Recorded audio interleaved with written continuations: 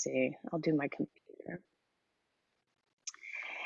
And let's go to Facebook.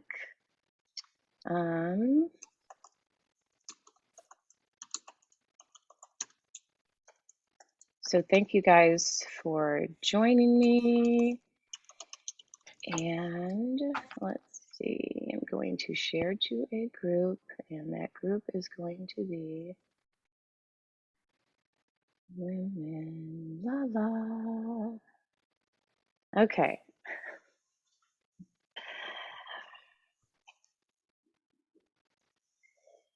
Okay, everyone, welcome.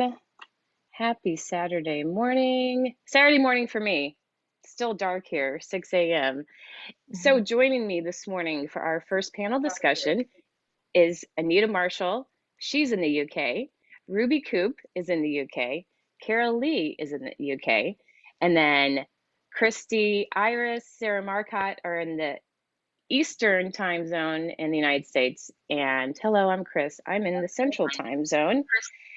And we are here just to talk about our talks and the summit so far. And I don't know, what are your impressions so far, guys? You've been watching the talks, right? Anyone want to start? I'm happy to start. Yeah, Anita, what are you thinking so far? I'm just like, I'm even more amazed. It's like I've worked with and been with you beautiful ladies for such a long time, and yet there's this new level of inspiration that I'm getting from you. There's things that even now I still didn't know about you, and you have just totally blown me away. You've inspired me, and I'm also seeing such beautiful synchronicities and serendipitous moments where we can see patterns that we've all gone through. We've experienced it in many different ways, but how we've kind of had to challenge this adversity, and then we've stepped out of that, and how we've moved that forward, and where we've come from and where we've got to.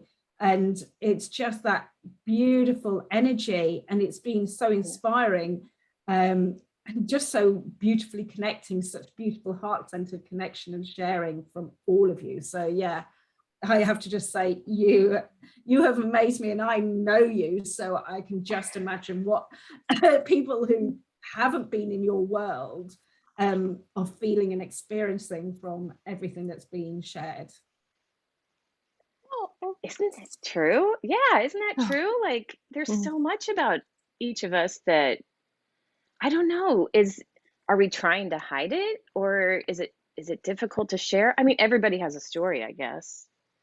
Right? I love how this is not a standard operating summit. Like, hey, here's, Kris and Isaiah have a great idea, and they're going to gather random people that they know and have them do talks. We all know each other, and we've been most of us have been gathering together, even sometimes a few times a week like this for a year and a half now. So we've done this together. We're not just people that are in the same field, but we're all friends, and support each other deeply in growing in this and our lives. And that's, I think, such a unique part of this summit, is that you get to see 13 women that have all grown together and know each other and supporting each other. And that, to me, is just such beautiful modeling for the world of what's possible. I think also what people don't see from the front looking in is that we're all on the messenger chat in a lovely group going, oh, Ruby, oh my God, that's so, and Kristy, and, it's that wonderful cheering on support, isn't it? Of saying, oh, that really, I really felt that as well. And I remember that experience. And that's what's really beautiful, I think, about the group. I think it is. I've never felt in a group before where everybody is so supportive and loving and caring, like, because normally you always get one or two, don't you, that's not, and that ruins it for everyone. But no, this is just incredible, like, just, and I've learned so much, like Anita was saying. I thought I already knew, like, obviously you can't know everything, but you know quite a lot about each other, but like, mind blown. Isn't It's it the impressive? Yeah, it's the backstory, because Mhm. you know, Yeah. we're up here in our everyday lives working. We met through Joanna and the business growing, you know, but there's a backstory. So it's been quite Yeah. luxurious to really hear people's backstories of how Mhm. they arrived here today, Mhm. Hmm. you know, sharing, doing the businesses that they're passionate about, but to hear the journey. And that was really reassuring for me as well, because it's like, people think, oh, things just happen just like that. It's not. No, Yeah. you know, Yeah. we're talking about decades of our lives, isn't it? We've Mhm. journeyed. And Yeah. I imagine Yeah. how proud Joanna would be. I bet she's like a mother hen to all of us, because it's because of her, isn't it, that we're all here. Like, that's amazing. Yeah. Yeah. We each have like we've been listening to Joanna's story and, you know, like her talk yesterday, but we each have that story. We each have Mhm. that story of opportunity coming up and we say yes. Just like this summit. I mean, okay, divine planning, that was a big step. That was a big step Mhm. for me. Me too. I think it was a big step for most of us. But then saying yes to the summit, Mhm. what were you guys thinking when you said yes to joining? I was just excited, like super excited. I was not. I kind of avoided it. I missed the deadline. I was like, oops, I guess I can't do it. But then I really felt called to do it. And luckily, Mhm. thankfully, you guys allowed me to join. Mhm. So How yeah, do you feel about it now, Sarah? like it's been an amazing experience, and I have experienced so much growth through this whole process. It's yeah, I would do it again. I would recommend it to anyone. It's and being with all of you, you know, as everyone has been talking about, like, we're all heart-centered women, you know, who are leading with our light, with our passion for what we do. And it's been so interesting to me, like, hearing everybody's stories and journeys, you know, in their talks. Like, you can kind of see, like, why we do what we do. You know, there's that element of somewhere in our childhood or in our life that has, like, sparked this passion in us. And yeah. And so in Joanna's talk yesterday, when she was talking about facing decisions with courage, you know, I think each of us have really done that. Like, we've made a decision with courage in our heart and brought that here for each other and ourselves, and then everyone else in the world. Mhm.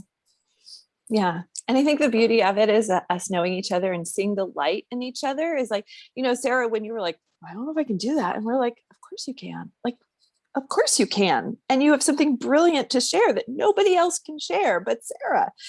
And I think that's another beautiful thing of the backstory of, we've all had our challenges and we've all lifted each other up. I have felt it so much. And I just feel like my life is just so much better because I can reach out to, you know, this group of women globally. And like, when my daughter had her first day of school, I'm like, honey, you have women from all around the world. You have powerful, healing women that are sending you all this love.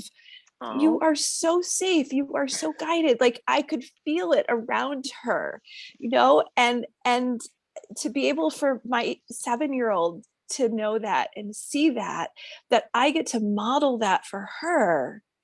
I mean, that's the next generation, right? I mean, that's what, Joanna was talking about, like, for our daughters and our daughters' daughters. And that's, what's so cherished to me too, is that, we often also support each other as moms, and our journeys and our parenting, we're all in different places of parenting, most of us in one way or another. And I think that's just so beyond divine. So did anyone join us talk yesterday? What I'm just realizing, what just occurred to me is that she stepped up to share her story on her own, like by herself, and used it as a way to connect with women and help them through their stories. But it's really great that we kind of had each other to share our stories with, and with the support of everyone. So how have you guys,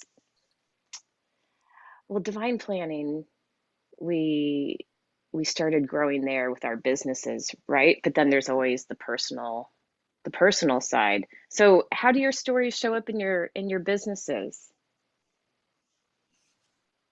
Well, for Yeah, me, Anita. for me, it's been, I've battled with visibility, as a child, I was sensitive. I had that little quirky, unique expression of myself that I ended up having to hide, because every time that came out, it was knocked out of me one way or another. And, to the point where I was bullied at school and everything like that. So I learned to hide my light. And so when I came into doing a business, of course, I was still in hiding, and visibility has been a challenge. And that has been each step with my business. When I started doing divine planning and abundant profit, I was like, okay, I have to be a bit more visible. And my visibility started with just posts. There was no me in them. They were just, there were quotes, there were these posts. And that was me taking that first step of visibility. And then there was the odd post with me having a picture of myself. And then the next step was doing actual Facebook Live, which I think I was nearly sick. When I was in IT, I had to do a presentation, and I actually spent 10 minutes beforehand throwing up in the toilet. So that shows how, actually standing up and being in front of people, talking, had such a deep core effect on me, because I've, those challenges about being visible and, putting your head above the parapet meant it was going to get, you were going to get it shot off, kind of thing. And so it's just been this beautiful progression. I've had that, that support, and I've kind of grown, and I've seen the growing. And Women Light in That Way, to say yes to Women Light in the Way with that next level for me, I started to get comfortable with Facebook Lives, and I think and feel that the universe went, right, you've got this one. It's now ready. You're now ready to up level. And what comes along is Kris and Isaiah going, we're going to do a summit, and we're going to have all these people. And at which point I went, okay, that's where I've been comfortable. I've just got comfortable there. And then there's that next level of pushing your comfort zone to the next level of growth. But also I knew deep inside me, I had that call to get more people connected with being soul aligned, and really finding their path, finding their unique expression, and how to do that. I've got teacher energies in my soul plan chart. So for me, there was that desire, that push to share, to kind of teach what I know. I've learned so much, and I needed to share that. And this has just been the wonderful opportunity to do that, to take that next level of growth, push my visibility, comfort zone a little bit further, and do it. So it's just been amazing. And to know that I had that support of you guys behind me as well. Are we like the last generation to not grow up like, putting everything online? I wonder. How about you, Yeah. Ruby? So there's two bits to this. So Yeah. firstly, I never want another woman to feel how I did, where I didn't know, I'd lost who I was. I didn't even know who I was to start with. I never want another woman to feel like that again.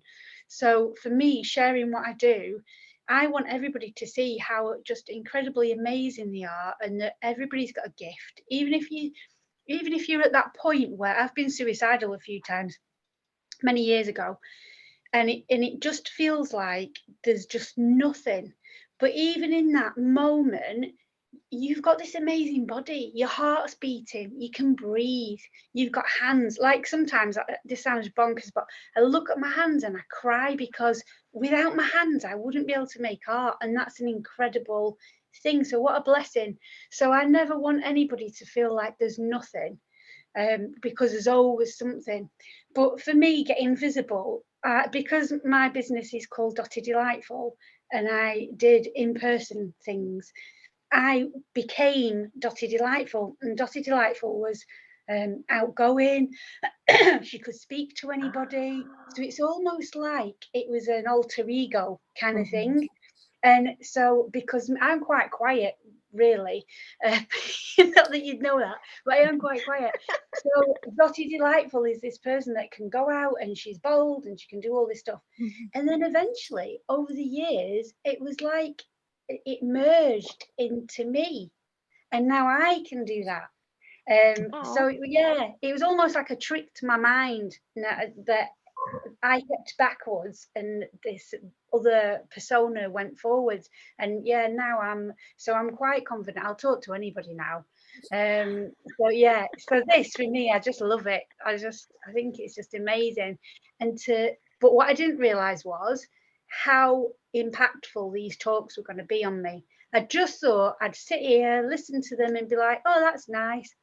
Oh my God, I've got pages and pages of notes that I've been writing. I've been crying, and honestly, the journaling is going to be massive this afternoon after listening to everybody, because yeah, it's just incredible. I didn't know that about Dotty Delightful. Yeah. I love that. I had to just pretend, because I was dealing with hundreds and hundreds of people, thousands actually, coming into the fairs and stuff, the events that I used to put on.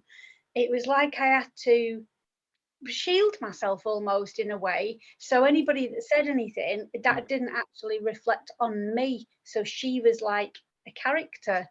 But yeah, then I've realized actually it's just me. It's all just me now. Oh, I love that. I love that. How about you, Carol? It's How do you interesting. feel about sharing your story? Yeah.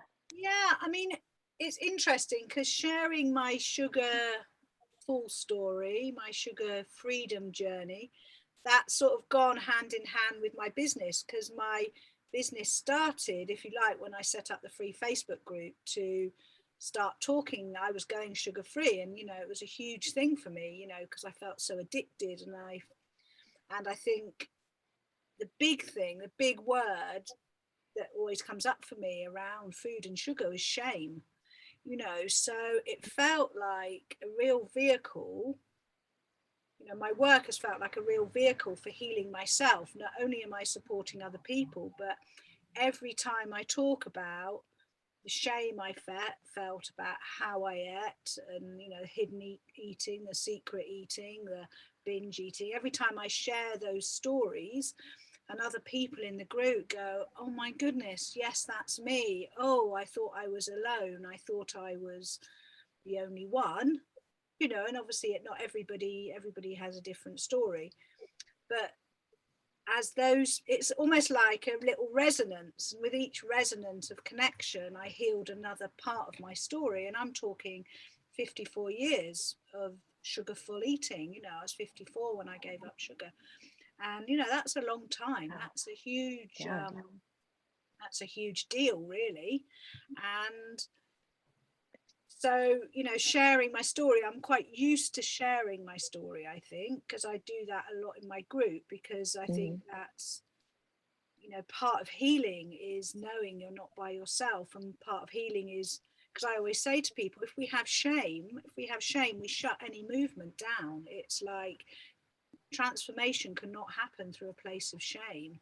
And if we're all saying, hey, look, we're all the same here, you know, we all overeat sugar, you know, or you find someone who you resonate with, immediately that the shroud of shame, you know, I call it, that just shuts your energy down, it sort of can be dropped. And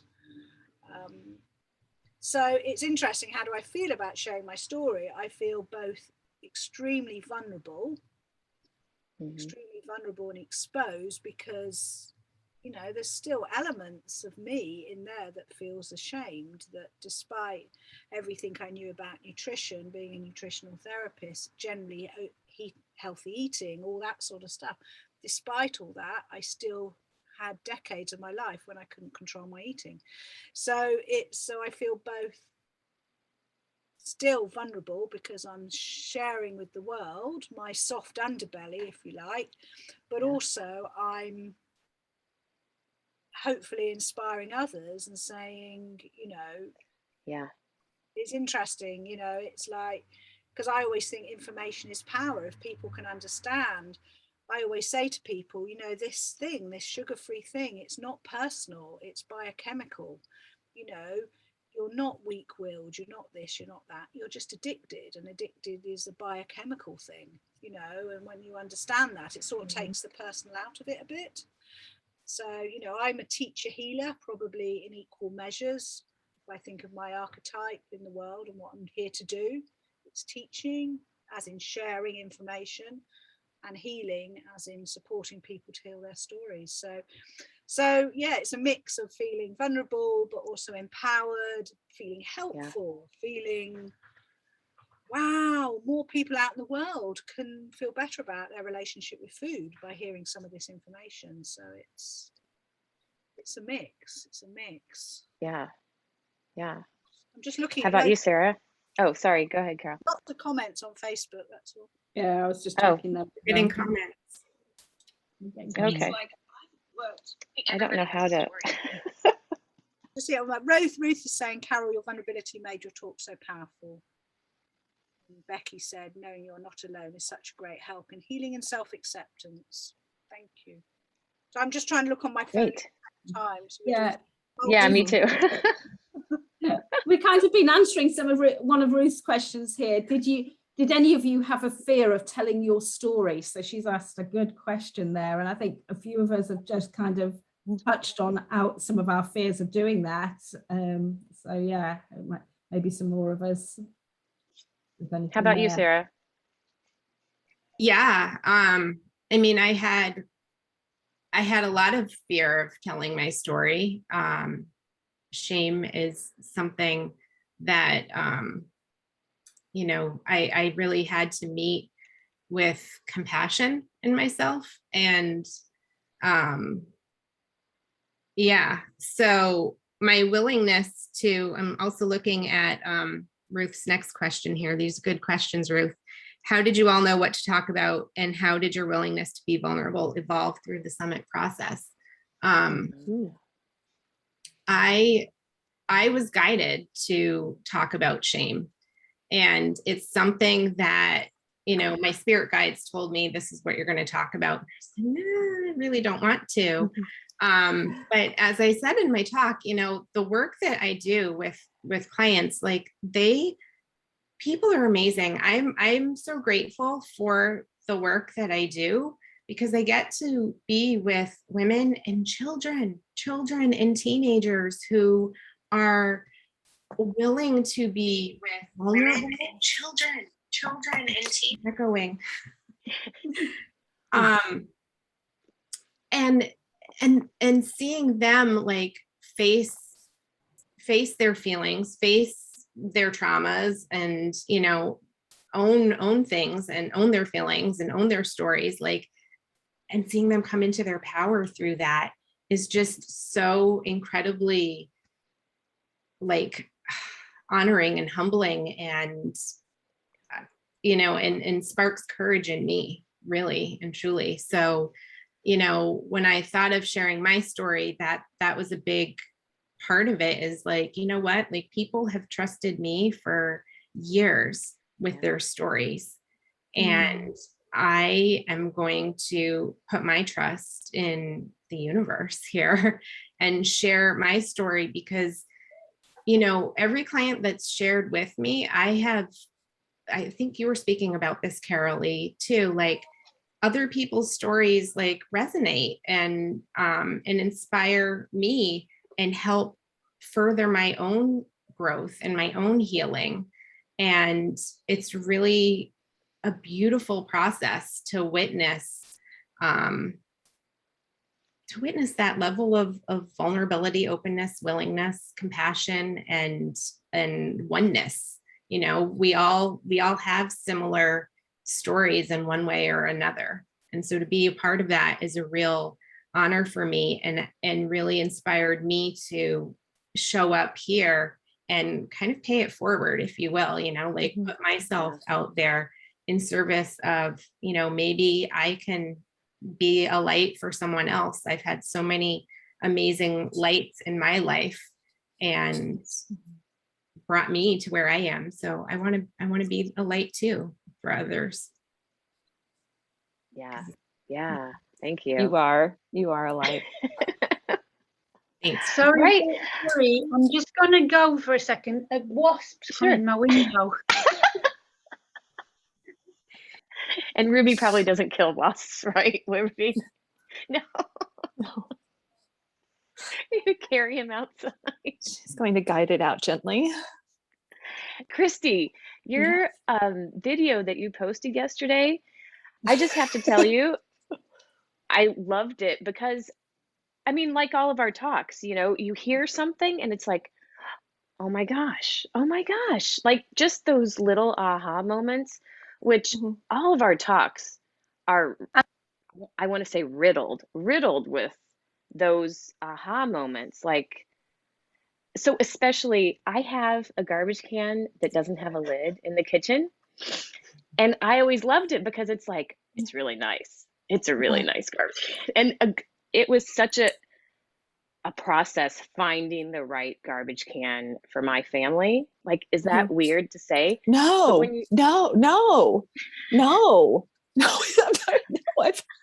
had my own trash can journey. Yeah. But when you said you want a lid so you're not looking at your past, oh my gosh, I was like, oh, she is right. Like, my garbage can is full of shame. Really? Where did that come from? When did that kind of thing? Oh my God. I mean, that like, I started really doing this work back in the 1900s, so how did that come up? It's just, I think this level of awareness for me of that connection, being a visual artist and having 2 degrees in how to create make-believe worlds for make-believe people, and everything, so first having this career where everything matters. So a trash can on a stage matters. Like, how is that trash can telling the story? So when I started, like, even when I started and I started learning about feng shui, it's like, oh, toilets are so bad because they're flushing your money down the toilet and you need to put mirrors underneath them and stuff. So, it just, that starts to bring up, and it's like, okay, how can we transform this into something a little more American, or Western, shall I say, since I have clients all over the world. And 21st century, not even 20th century anymore, but I think it's just, everybody has their own focus of where they find their passion on working. And for me, it's that inner and outer thing. But I will say that posting that video yesterday, and some of you gave me some encouragement, and I just had an aha about how, and we're talking about shame, and our homes often are such a place of so much shame based on like how we were born, but or how we were raised. But also I realized I still have so much shame that's just inherited, and how I grew up, and I know epigenetically, generationally, that even having somebody coming to our home now, that hasn't really happened in the last year and a half, but you know, having people come to our homes, I see how that is just so wrought with so much shame. And I realize it's because we hear all the stories that every single thing in our home is telling us. So when somebody comes to our home, we think they hear the same story that our stuff is telling us, you know. So where, you know, something, you know, like a little crystal might have like, oh my God, that's all this shame. Like I've channeled all my anxiety into this little crystal. Well, somebody else sees and goes like, oh, I have my own story about it. So realizing that, I think putting that video of part of my home, which for me is a sacred place, and let alone it's also my daughter's sacred place of us creating together, you know, that was a big step for me actually. And I started when I started doing a lot of my videos have just been me, little talking head about stuff. But when I did the video series of Small Spaces, Big Wins, like I literally like come in my bathroom, I'm going to sit on the floor and I'm going to show you how I clear out a drawer and I infuse it with my intentions and get it organized. And people responded to that so much. I thought, all right, I need to start doing this more. And that just presented itself. And so, you know, and then as I'm doing it, I'm thinking like, oh my God, I'm lifting my arms up. Did I shave? I did. But, you know, it's like all those little like things as I'm like talking to my trash can, you know, and probably waiting for Oscar to jump out of it. You know, I you know, all those things, but it's like, you know what, just F it, Kristy, just put it out there. Cause somebody, you know, needs to hear about more than trash cans too. Yeah. What brings it up. Yeah. Yeah. So did anyone else hear this yesterday, Joanna? When she said plain Simon Says with the universe, did anyone have an aha about that one? I hadn't heard that before. I think it's still I had settling heard in. it before, but it sounded different somehow. It's like I heard it really for the first time, even though I had heard it before. Tell us, So, Kris, about it, because I don't remember that bit. I think it was more of a take on the law of attraction. What you put out, you get back. So, so through divine planning or through the summit, do you think you've started maybe not aware, but you've started putting out different Simon Says commands to the universe?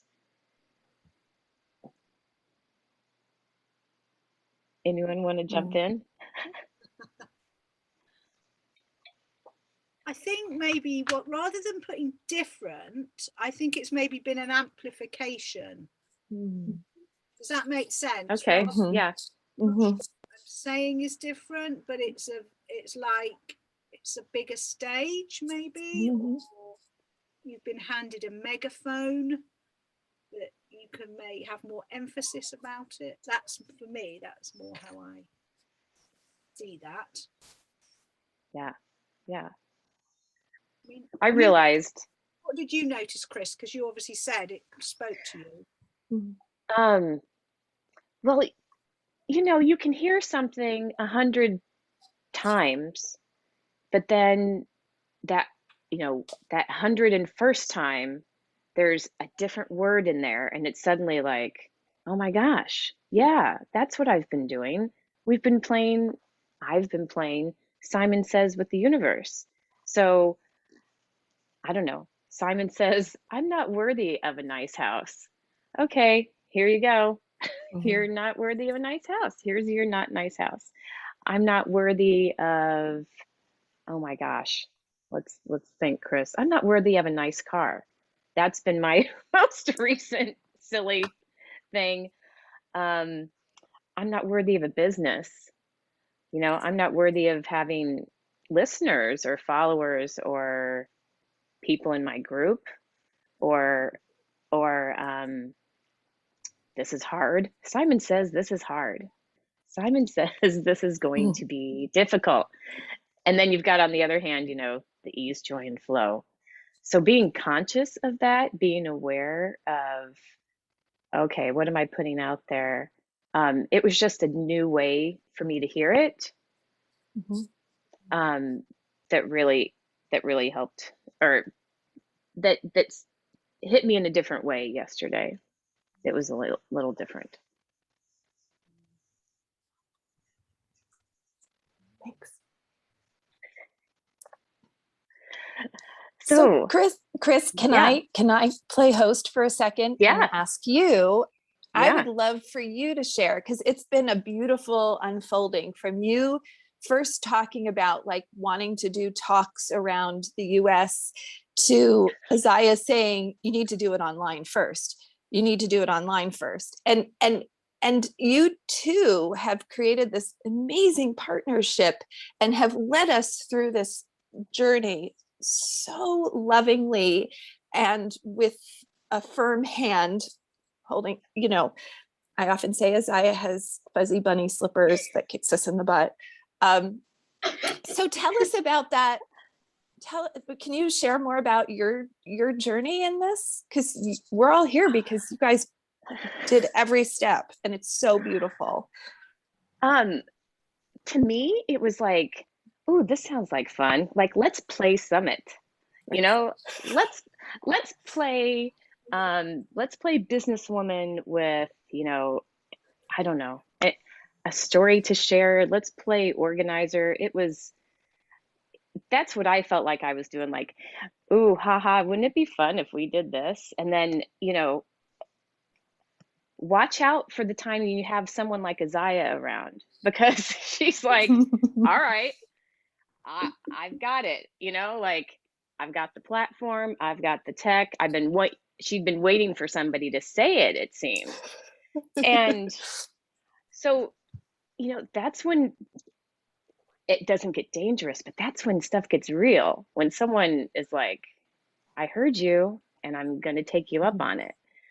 And I think yesterday I said it was, oh my gosh, I totally just lost my thought. Oh, of course it was divinely guided. You know, like I can look back on so many little things where I thought, oh, I just got this idea and I followed it, and oh, I met my husband.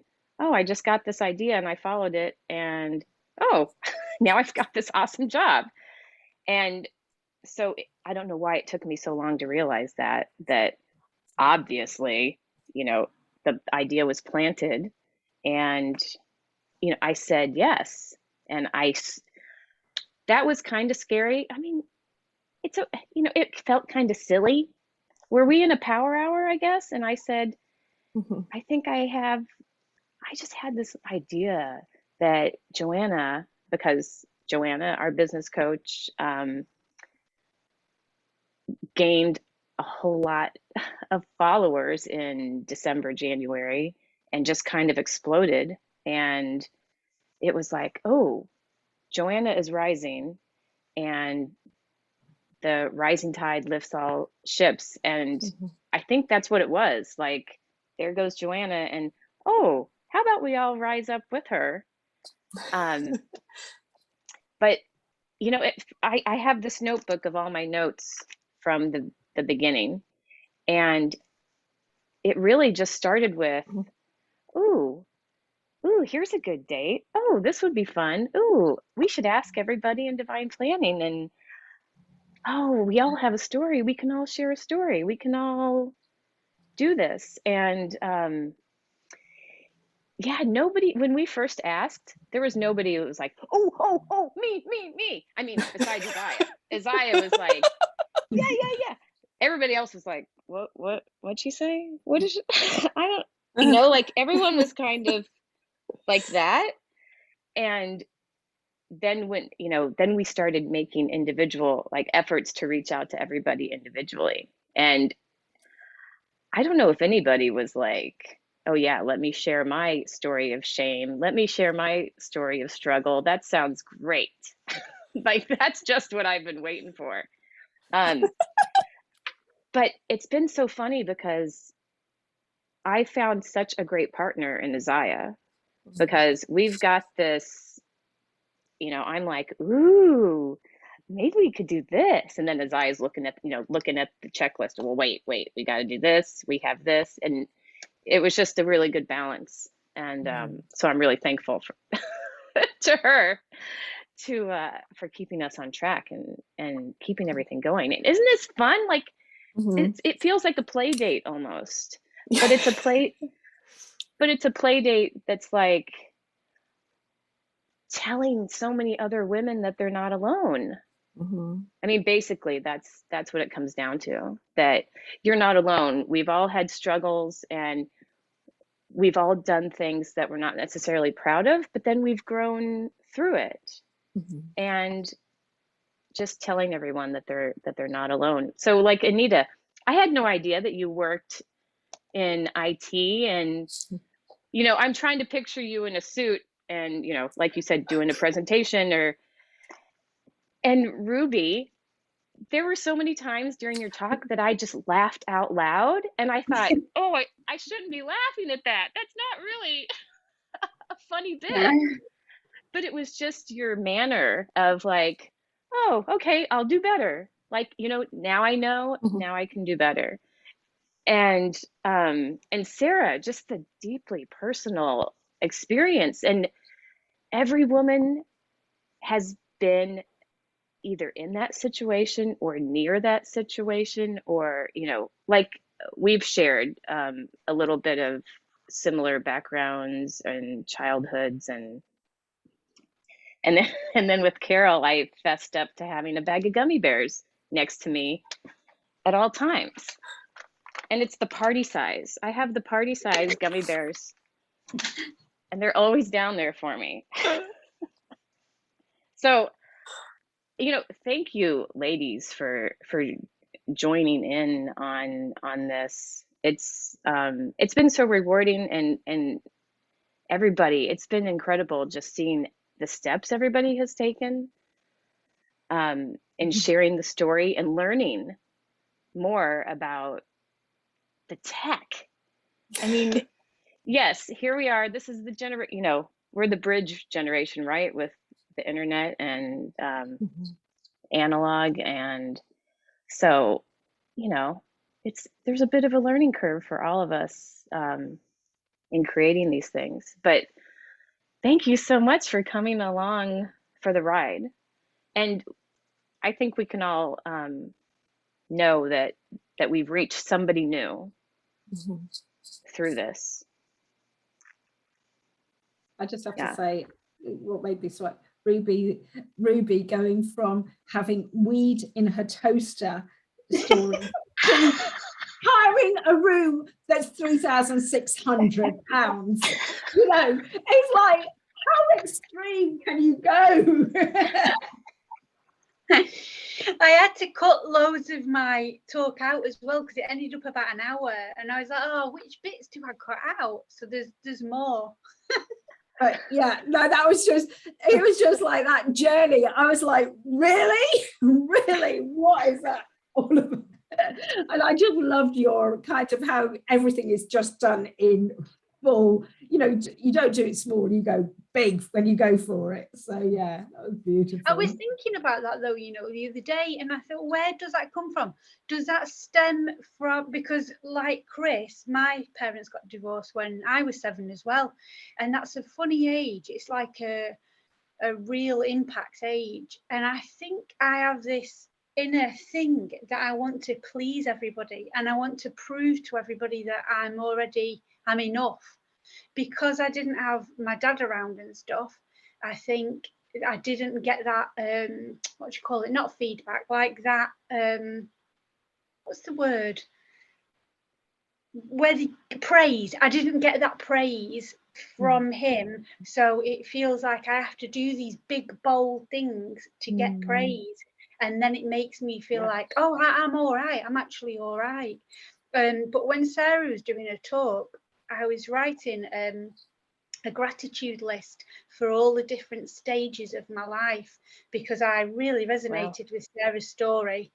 And I've never realized how grateful I am for each stage of my life, for that person that I was to becoming the person that I am now. Like, it's incredible. And I think we've all gone on that journey, whichever way it was and stuff.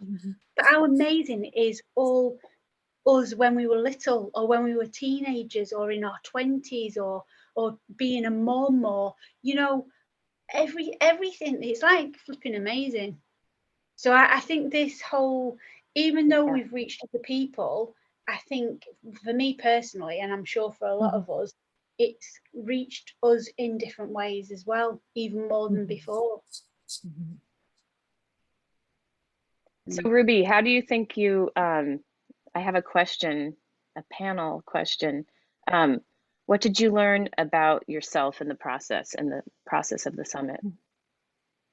I think my biggest takeaway is that I can actually stick to something, because I am a bit of a flake. If it's not something that's dangerous or exciting in the minute, I'm a bit like, oh, I'll just not do that, or I'll just make an excuse up. Or like, I sign up to so many learning things, or so many different summit type events and stuff, and when it's actually happening, I'm like, oh, I can't actually be bothered. But this, I've set my alarm, I've been out of bed, I've watched everybody's talks, I've been proper invested and involved in it. So it's proved to me that I can actually do it, that was just a ridiculous story from somewhere. So yeah, that's my biggest takeaway, that I can be involved in something like this and stick at it, you know, all the way through, and hit deadlines as well, because I'm really rubbish at hitting deadlines. But yeah, so that's been my biggest thing, I think. How about you, Ruby? Carol?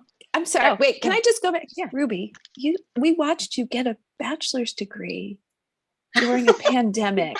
I mean, there's a part of me that's like, Oh, but yeah. Ruby, you might have that story about yourself, but I see a whole different Ruby. You get zines out, you get all kinds of stuff out every single month. I mean, that might be your inner story, but what I see is like a woman who really shows up regularly for herself and for others. So I'll just say I have a different story of you. Oh, I like that. Thank you. Maybe it is just my story. Yeah. And I understand, my brain feels as scattered as my hair looks. And but when I, look around, I can get stuff done. But, I think how, especially when we're creative and we live more in our right brains, which is way more non-linear, it feels like that more than the reality is. So yeah, that's true. Yeah. And I love what you said, Kristy. Yeah. And I just want to echo that. And I think that's why this is so important when we come together like this, because I too have a different inner story sometimes than the people around me see, and so that's the beauty of coming together. Like, I'm so good at seeing the light in other people and seeing their beautiful stories. And, and sometimes I forget, like, to use that same lens with myself. And so when you come together with amazing, women like we are, we reflect that to each other. And so I love that you just shared that, Kristy. Just, yeah. Yeah, good observation. Yeah, the zines go out every month. Yeah. You do all this stuff. Though. I think that's because I set that deadline, but to work to somebody else's deadline. Oh, I'm a rebel. I rebel against authority. Yeah. And again, if you tell me I have to do something, I'm like, no, I'm not doing that, even if I want to do it. But in this, I've been like, yeah, I'm going to do it. Otherwise, Isaiah will tell me off.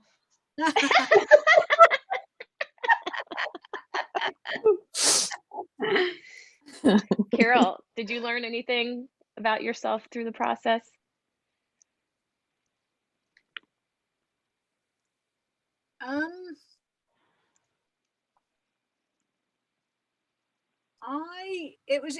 What did I learn through the process? I'm trying to think. Oh, let me think. I can't think of anything. I learned lots, but I can't put it into words. Yeah.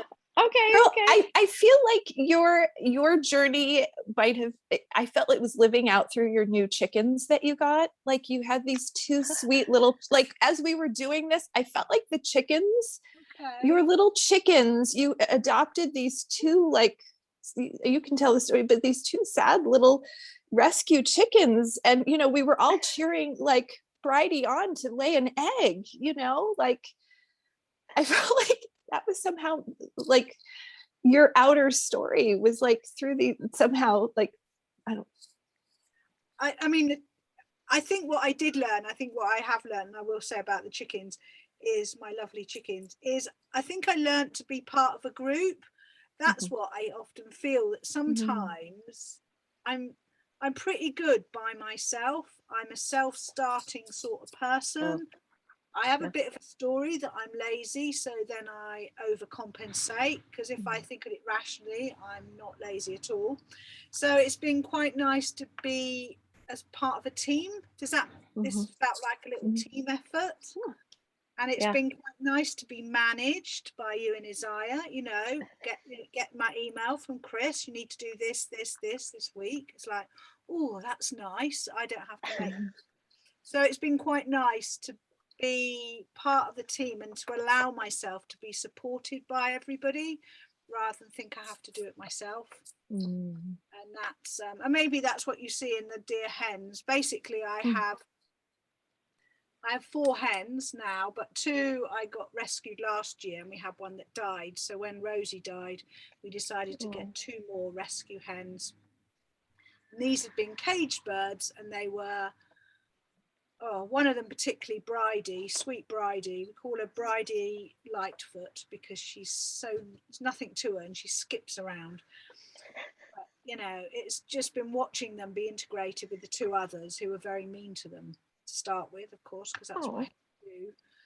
It's perfectly normal. We mustn't anthropomorphize hens. That's what I think that's the word. Because if you look up, hens, it's part of a healthy process that they have to sort out where they are in the flock. But yeah, so it's been watching them flourish over the last 6-8 weeks as they've sort of been integrated. So I didn't know there were rescue hens.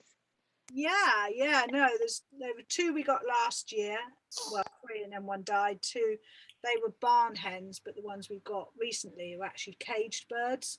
So Bridie had no feathers around her neck.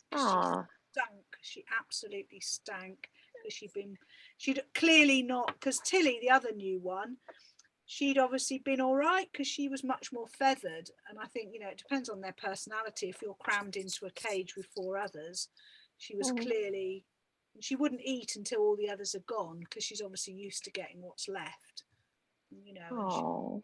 Oh my gosh. I know, honestly, she's just so sweet. But I think she's not terribly bright because now they've all learned that if I call them, they run because it might run towards me, because that means I might have something for them. She knows to run, but often she runs in the opposite direction. And then she's like, oh, I'm meant to be running. So she knows when I call it means run. I know. So sweet. But bless her, dearie Bridie Lightfoot. She is learning, and yeah. And we have 2 extra this weekend for the next 2 weeks because my dad's hens are here. The posh birds, they're pedigree birds, you know. But they're not integrated. They've got their own Airbnb, separate comment. And we don't want any argy-bargy. So yes, maybe what this has helped me do is learn to be part of a flock. Even more, I was part of that in divine planning, but this feels much more intimate. We've got to know each other on a deeper level, I think. And then the stories, it takes us down to another level again. So yes, thank you for listening. My hen stories. I am the mad hen woman. I love them so much. I know, I posted a thing in my Facebook group, my big sugar-free group, and I scheduled it for later. And I just said, P.S. for anybody who's just joining this group and they're scratching their heads, thinking, I'm in a sugar-free group and this woman's posting about the new posh birds that are visiting. I said, part of my sugar-free life. I love my birds. If you're going to be in this group, you're going to hear about my garden and my hens. Lovely. Yeah.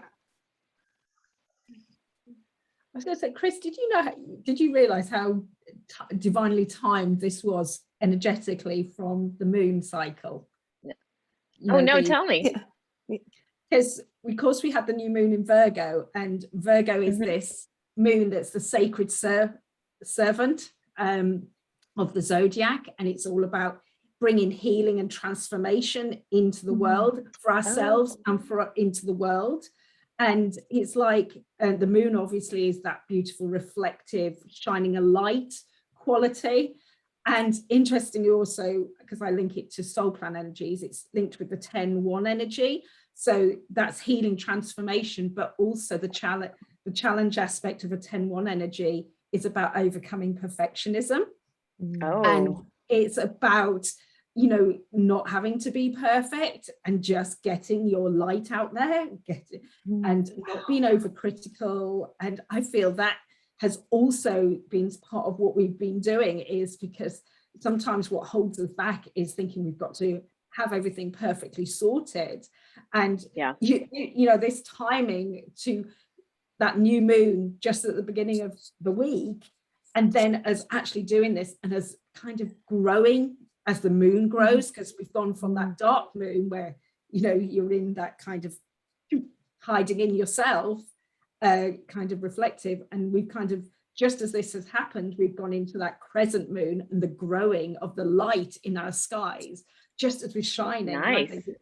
So it's just, you know, it was like when I looked at the date you chose and you put out there, I was like, wow, you know, it's gone perfectly with this beautiful transformational energy as well. And also the 10-1 is the balance of the masculine and the feminine. So I know we're the feminine energy, and it's about bringing balance back into the world. And, you know, I feel that's what we're doing. We're kind of bringing that beautiful, you know, we've got divine number 13, the feminine 13, coming in and bringing that balance to bring that transformation, shine a light for people. And I feel it was like, wow, this is energetically, it's just cool. Amazing. That's so cool. Well, cool. I think Elena just mentioned that it was a good time astrologically, but I didn't get the full story of why. So cool. Thanks, Anita. That was, that's interesting. Well, and I think, you know, we were thinking of the next live round of divine planning and how this would be perfect just before. And for me, I don't know if it's been sparked by the summit process itself, but coming up with a bit of a new focus for my work. And so I'm excited about that for going into the next round of divine planning. There was, so I'll share this with you quickly. Sorry for everyone who's already heard it. When I left my job a couple years ago, that really stressed me out and kind of created my bald forehead. I was looking for something like, what's my next thing? What am I going to do? And I went to Sedona and I was doing these rituals, and it just kept coming up just to be a mom. And so I realized that's what's easy to me, is being a mom and share. And if I can share how I handle 4 kids and a house in, I don't know, in a pleasant way, then maybe I can help another mom. So that's what I'm thinking about right now. And, you know, it's one of those things where it seems too easy. Like, oh, everybody knows these things, right? And so I'm going to be exploring that.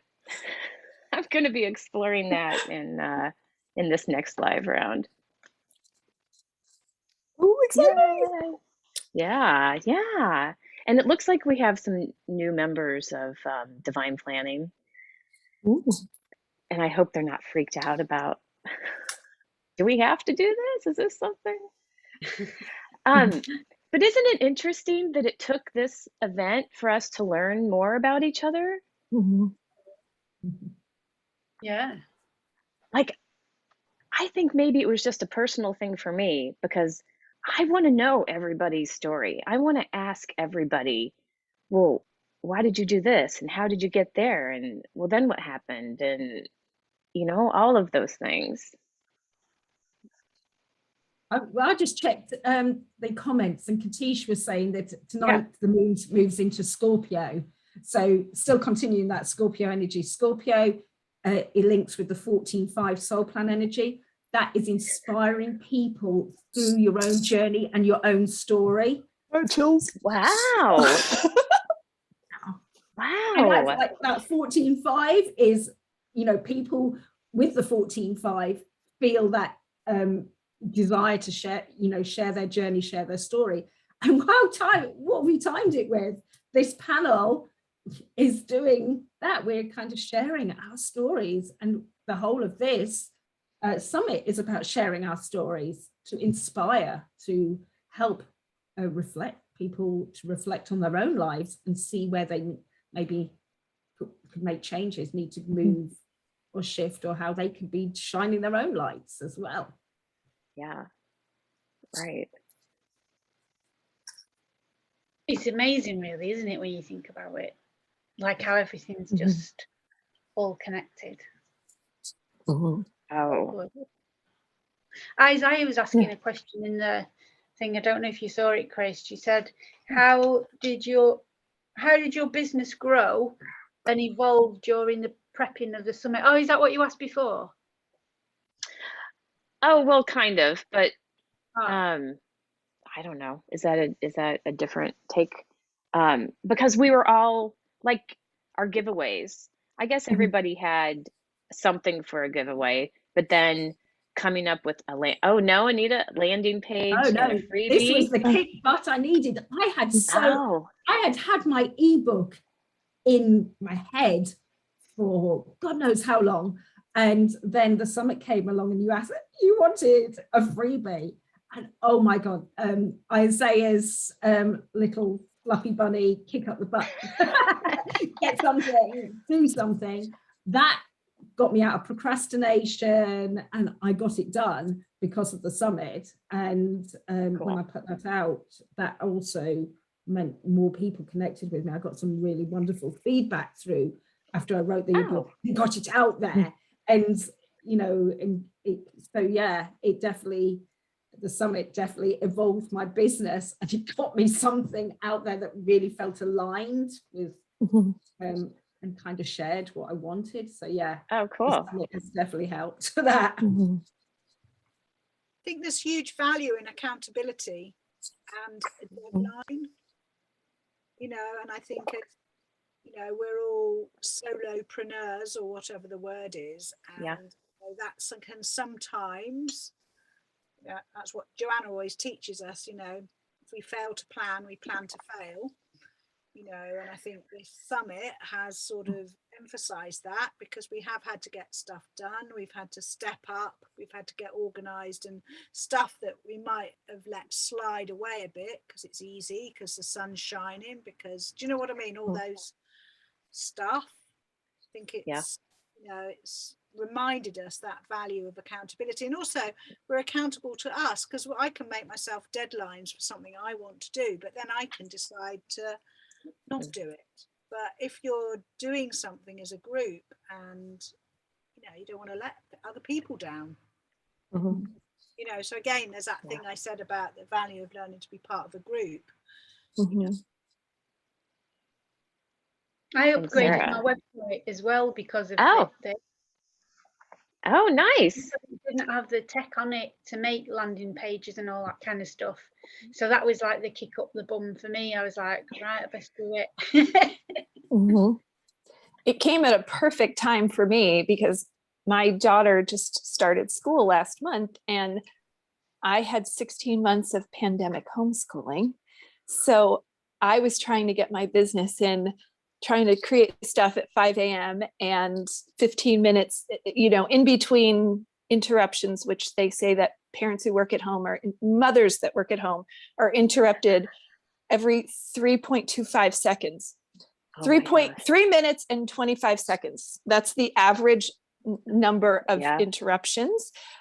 when your children are home and you're trying to work. So actually now having chunks of time, I kind of like,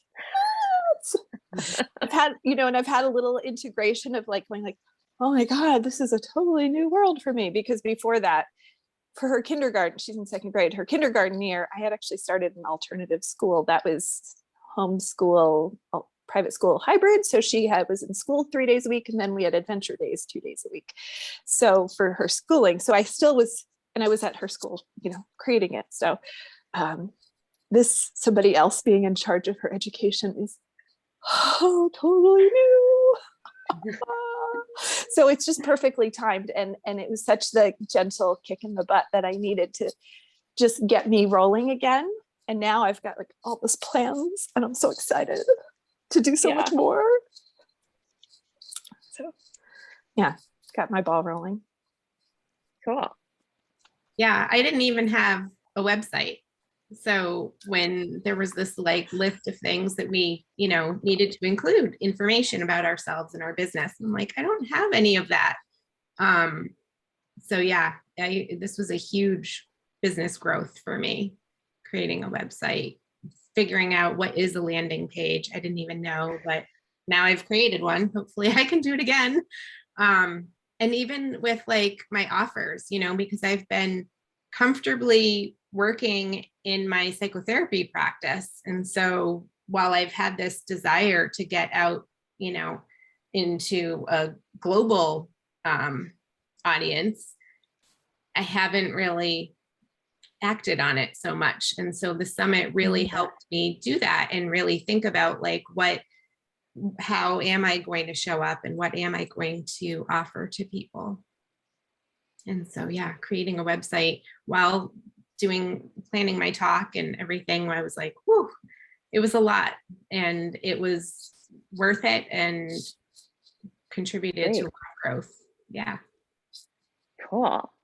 So Ruby, I'm kind of like you. I'm a little bit of a rebel, and I don't like authority figures, but I also need that external accountability. So I wonder if like a peer group is kind of that happy medium between, real authority, like, I don't know, my mom or a boss, or, where I'm like, what are you talking about? I'm not doing that. So maybe the peer group kind of thing helps in that way.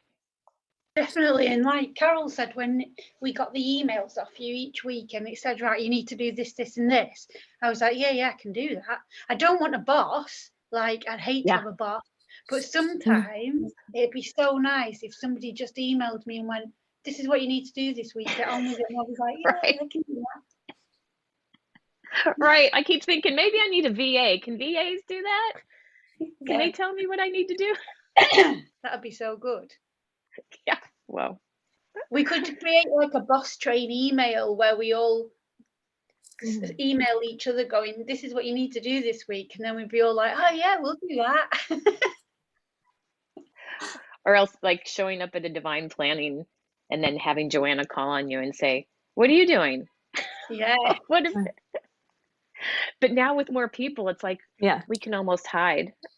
She did do that. I remember when I first started with her a couple of years ago, there were a couple of times that, there would be a small group, like maybe 8 or 10 of us on a coaching call. And I remember her going, and Kristy, what do you got? Because I remember going like, she's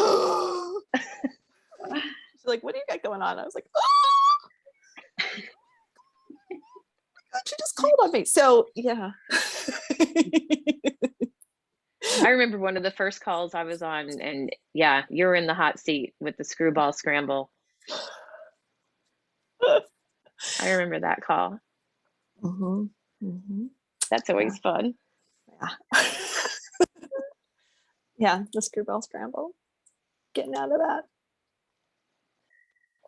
I am so appreciative. I'm so grateful that you all chose to be vulnerable and share your story with, we have 1,100 people in the group who there's still time. You can still sign up for the summit all weekend. but you know, at least a couple hundred people watching the talks, and you know it's going to be valuable, even if it was just one person. Our time and energy put into this is so valuable, just to tell other women that we let everybody know that you're not alone. Everybody has a story. Everybody's been through struggle or experienced imposter syndrome. Have you guys had bouts of that through this whole thing? Like, we haven't really talked about it, have we? Like, who am I to be sharing this story, or who cares? I just think there's something for in each of our stories that is very valuable, and I'm so grateful that you all chose to share it and come along on the journey.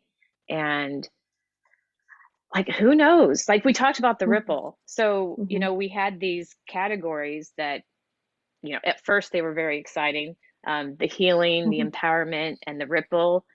And I think we've done that. We've presented an opportunity for women to heal and feel empowered. And now it's like, oh, now we can sit back and see how this ripples. And I think Also, we can wait for the in-person ones as well. That's what I'm excited for. Imagine the in-person ones where we travel the world. Yeah, I want to see you guys. I have to come to Europe, and Isaiah in Greece right now. I want to go to Greece. Doesn't everybody want to go to Greece? Yes, so I and hope we get that Katish chance. and Becky in Australia. Oh, yeah. See, to me, I have a story in my head that I'll never, I would love to go to Australia, but who does that? Although it seems so easy. What's all these people between England and Australia going back and forth all the time? It seems like, you know, like we're going to the next state almost. I think it takes a full day from England. It's like 24 hours to get to Australia. Yeah. But you seem to be hopping back and forth a lot, the UKers and the Aussies. No? We have a small island. You know, UK is quite small in comparison. So sometimes our summers aren't always the best. So we go, you know, there is that attraction to going somewhere where there's a lot of sun. And so yeah, I've been to Australia. It's lovely. It has got a lovely vibe. So I'm one of those UK people who've hopped across. Hopped across being 22 hours in a plane, but So anything anyone want to add? Are you guys ready to wrap up? There's a panel tomorrow.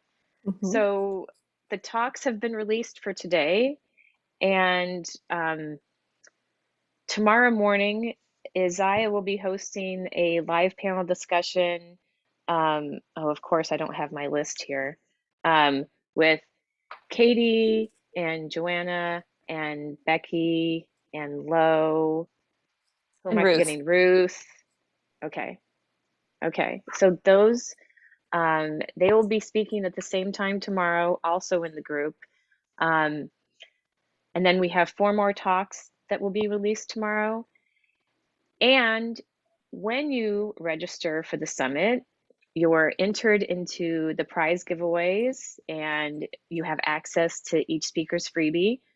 Also, there is a PDF that we have all contributed to. Everyone has designed one page in the PDF, and it's so amazing to look at those, you know, to scroll through and see how different they all are, and how that just reflects each of us, how different we all are. But I think the biggest takeaway for the summit is, as women, we're not alone. And we've been through all kinds of shit. But when we come together like this, and when we share those stories and we share what we've learned with each other, it just helps everyone. And I think it helps the planet, because I think women, I think we actually, you know, have the biggest influence. over the energy of the planet. And by doing this, Mhm. you know, we're helping, well, Joanna's mission in raising the vibration of the planet, Mhm. but also of each one of us, and improving our lives at the same time. Mhm. So thank you so much for joining me this morning. And thank you so much for Mhm. being vulnerable and sharing your stories and inviting people into your history that you want to put a lid on. Her story, not Her, history. Story, yeah. her Yes. store. Thank you, girl. Mhm. So thank you all. Love to you Thank all. you. Gratitude to you all. Light and blessings, everybody, and everybody who's listening, whether it's been live or on our replay. So, Yes. Thank you. Thank you. Take Thank care. you. Love to you all. bye then. Ooh.